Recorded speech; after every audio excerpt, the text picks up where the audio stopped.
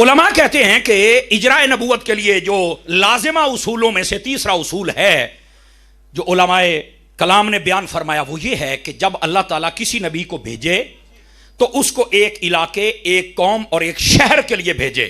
जब वो उधर नबी आता है तो फिर अल्लाह ताला अपनी हिकमत बालिगा के तहत दूसरी कौम और दूसरे इलाके की तरफ दूसरा नबी भेजता है। चूंकि इनकी तरफ नबी था तो इनकी तरफ भी आना चाहिए।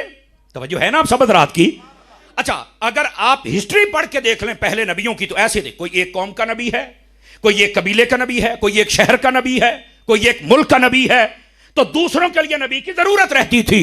जब आ गई तेरे और मेरे महबूब की बारी तो अल्लाह ने फरमाया कुल या अय्युहन्नास इन्नी रसूलुल्लाह इलैकुम जमिया, ऐ मेरे महबूब आप ऐलान कर दो कि मैं सारी कायनात की तरफ रसूल बन के आ गया।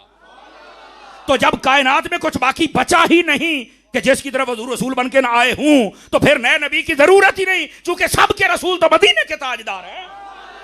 तो जब कोई बचा ही नहीं तो नया नबी आ ही नहीं सकता। Are you understand? बात समझ आ रही है? पॉइंट टू बी नोटेड, इसको समझिए। जब सबकी तरफ मेरे हबीब नबी हैं, समझ आ रही ना? अच्छा, यहां तो या अय्युहन्नास के लफ्ज है ना। अगर आप हदीस बुखारी पढ़ें तो उसके अंदर उरसिलतु इलल खल्क़ि काफ़ा के लफ्ज मौजूद है। समझ आ रही है? फरमाया कि कायनात की हर चीज की तरफ, क्या चरिंद, क्या परिंद, क्या इंसान, क्या जानवर, क्या मलाइका, हर चीज की तरफ जिसको रसूल बना के भेजा है, फरमाया वो मोहम्मद मुस्तफा की जात अक़दस है। ये 3 पॉइंट समझ चुके हैं आप हजरात? अब याद रहेंगे या जल्दी जल्दी दोबारा दोहरा दूं ताकि सबक पक्का हो जाए? चलिए मैं दोहरा देता हूं ताकि आपके लिए आसानी हो जाए। इजराए नबूवत के लिए उसूलों में से पहला उसूल ये होता है कि लोग तब्दीली कर दें अपनी शरीयत में तो ज़रूरत होती है कि इस तब्दीली को ख़त्म किया जाए और सही दीन पेश किया जाए। अब हमारे कुरान में तब्दीली हो नहीं सकती, लिहाजा नया नबी आ नहीं सकता, नई शरीयत आ नहीं सकती। समझ आ रही है? दूसरी बात फरमाया कि वो जो शरीयत होती है वो किसी एक इलाके की तरफ नबी आता है, लेकिन हमारे नबी सल्लल्लाहु अलैहि वसल्लम को इस तनाजुर में देखे तो आप सारी कायनात के लिए नबी बन के आए हैं। तवज्जो नहीं फरमाई आप हजरात ने? तो ये सूरत भी यहां पर नहीं पाई जाती तो नया नबी आ सकता नहीं। ये जो पॉइंट है ये अगर आपको समझ आ जाएं तो जितने बड़े से बड़ा मुफक्किर बल्कि मुफक्किर होते हैं, समझ आ रही ना, वो आके बात करे तो आप उसे कह सकते हैं भाई नबी आने के लिए तो 3 असूल होते हैं।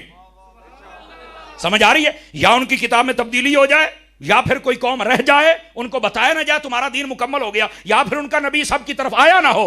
हमारे दीन में भी तब्दीली नहीं, हमें बता भी दिया गया कि दीन मुकम्मल है, हमारा नबी भी सबकी तरफ है, तो अब जरूरत ही नहीं है।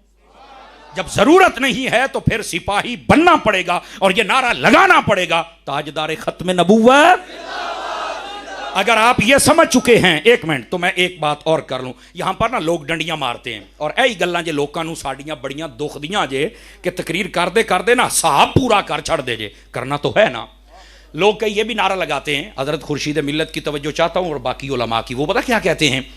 ताजो तख्ते खत्म नबूवत जिंदाबाद। गालते उन्होंने करनी है, लेकिन आप लोगों को शायद इसका एहसास नहीं कि वो कितनी बड़ी डंडी मार रहे हैं। कहते हैं ताज भी जिंदा है जो अल्लाह रब्बुल इज्जत ने अपने हबीब को अता फरमाया। मैं अब इसकी तशरीह कर रहा हूं। ताज भी हुजूर का जिंदा है और जिस तख्त पे हुजूर बैठे थे वो तख्त भी जिंदा है।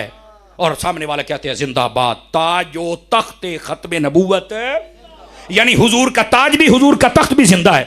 तो मैंने कहा जिसका तख्त भी जिंदा है, जिसका ताज भी जिंदा है, बता वो जो ताज पहन के तख्त पे बैठा था वो नबी जिंदा है कि नहीं है? इसलिए हमारे उलमा ने इस नारे को कबूल नहीं किया। इसमें सुकम है, कमजोरी है, 2 नंबरी है। हमारे उलमा ने कहा ताजदारे खत्म नबूवत जिंदाबाद, कि ये तख्त भी अगर जिंदा है तो मुस्तफा की वजह से, अगर ये ताज जिंदा है तो मुस्तफा की वजह से। फिर ये ना कहते तख्त जिंदा ताज जिंदा, ये कह ताज वाला जिंदा है तो ताज भी जिंदा है और तख्त भी जिंदा है। और यही बरेली के गैरतमंद इमाम ने अकीदा दिया, तू जिंदा है वल्ला, तू जिंदा है वल्ला, मेरी चश्मे आलम से छुप जाने वाले। अब देखो अकीदा भी आ गया और लोग जो डंडी मारते थे वो भी पकड़ी गई और पता भी चल गया कि सही अकीदा अहले सुन्नत का है।